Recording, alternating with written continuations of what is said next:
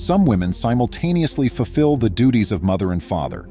Known as single moms, they deal with a variety of difficulties. They negotiate life, giving their all to their children out of love. Welcome to USA Stories channel. Do not forget to subscribe and activate the bell button to receive all new updates. Now let's go to the story. Alright, I'm not really sure how folks are claiming that he cheated. That isn't how I view things. How did it happen as he claimed to have dumped you? Did he make a divorce filing? Did you two decide to spend some time apart? I realize that he broke up with her, but it's possible that the legal paperwork wasn't finished. He absolutely has to take care of that right immediately. I believe he's waiting on you to finish the paperwork for whatever reason. He must complete it on his own. Nothing hurts a woman more than having her long-term partner break up with her just to marry his new girlfriend, whom he barely dated for a few months. Nothing wraths hell more than a lady so thoroughly despised. Women always want to be a man's final romantic partner, someone they settle down with, in contrast to men, who frequently want to be a woman's first love. When a woman dates a man for a long time and then gives him up to his future partner, she detests it. They're disappointed that they squandered their time getting him ready for commitment, to use a phrase popular among women. Therefore, it should come as no surprise that a spurned woman would frequently complain, "I trained and developed him into the wonderful partner he is, and now another woman gets to enjoy the fruits of my labor." Arnold is a married father of two who is 24 years old. The kid was just 2 years old and the girl was 4. Their home was a simple, unremarkable one. His spouse was a cab driver. Arnold started packing her bags and writing a letter one day. Upon completion, she placed it on the table and departed, leaving her kids by themselves. Rebecca, his wife, came home shortly after. Her kids were sobbing at the door when she looked around first. They had been waiting for their mother's return for several hours. She found this strange circumstance shocking.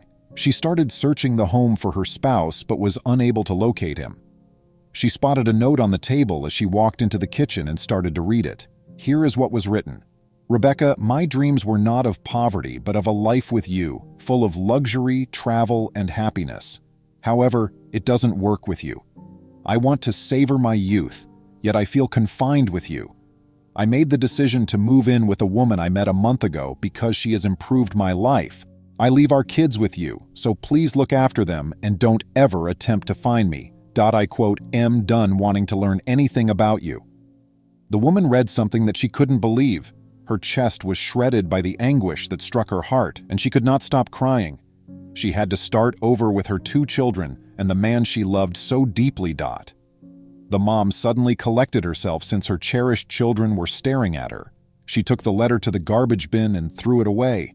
However, kids go through similar phases, and her daughter questioned, "Mom, what's wrong with you? Furthermore, where is Daddy?" In response, the lady said that while he had to go and might not come back, everything would be well and they would carry on as a happy family. Rebecca was left to take care of every chore in the house after that. In order to cook for the kids, wash them, do laundry, clean the house, go shopping, and take care of everything else, she had to wake up early in the morning. She had to bring her youngest kid to work with her, even though she had taken her daughter to kindergarten. After putting him in a kid's seat in the rear car, the woman buckled his seatbelt. The girl was nearly never fussy and appeared to grasp everything. Luckily, most of the passengers were aware of the circumstances, so there weren't many complaints.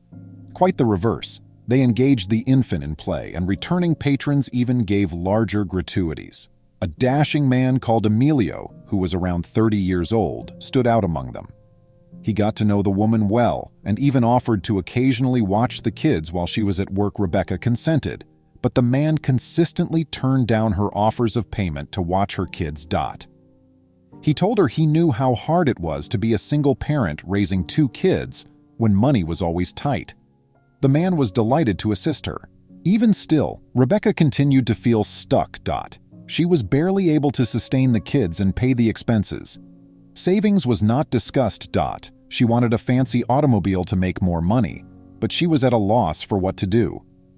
Emilio once promised to assist her with the required paperwork and made her an offer to borrow money from the bank. After she nodded, the woman excitedly started to collect all the necessary paperwork. When she brought them to the bank, she was informed that she would have an answer within a week. This debt would determine her future and her children's future. She discovered a letter from the bank when she got home. Regretfully, it was a rejection. Rachel let go of her hands, but Emilio was by her side once again. He gave her encouragement and clarified that submitting requests to many banks was advisable, since a single rejection did not constitute a definitive decision. And so that's what our heroine did. She started getting letters from banks a week later. Upon opening them, she discovered that the loan had been rejected in every single one of them. Even though she had already given up on life, she started working up to 15 hours a day because she wanted to provide her kids a better life. She even began setting aside some money, but then the unanticipated occurred. The automobile broke down. Rebecca learned she didn't have enough money for the repairs after speaking with a technician. Bad ideas started to cross her mind right away. As she walked home, she considered what lay ahead for her kids. What will I do if the kids are taken away from me? I might have to beg to feed them. To calm herself, she stood at the home for a while. She heard her kids laughing as soon as she stepped inside. They gave out a joyful vibe. Her kids gave her a warm hug as she walked in. They had Emilio seated by them. He gave Rebecca a note that day. But there were refusals from everywhere, she said, startled. He added, "Maybe you were waiting for this one. It came a couple of hours ago." But he cut her off. Rebecca took hold of the envelope, cracked it open, and carefully took out the letter. An inscription said, "Loan approved." She found it hard to believe. Her plea had finally been granted by one bank. She could now provide a better future for her family. Rebecca eventually replaced the automobile as anticipated, which made it possible for her to provide greater services.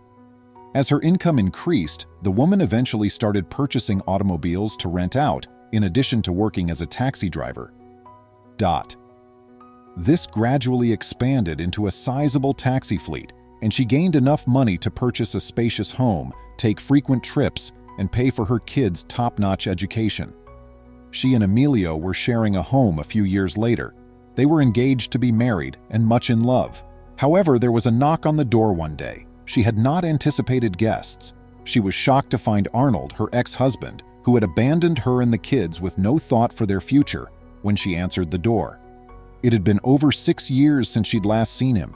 He expressed his desire to be with her again and begged for her forgiveness for everything.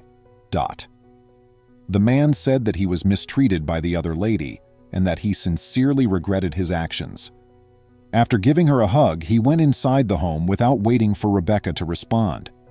Upon entering the kitchen, he noticed a man seated at the table and said, "Who is this? Eject this dude." However, the kids gave Emilio a firm hug and declared their love for him, treating him like their own father. "Never dare to return to this house," whispered Rebecca as she escorted Arnold out of the building.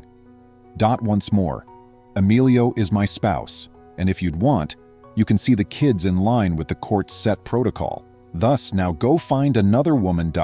While you're still young, you could discover a millionaire who would provide for you in ways that I was unable to."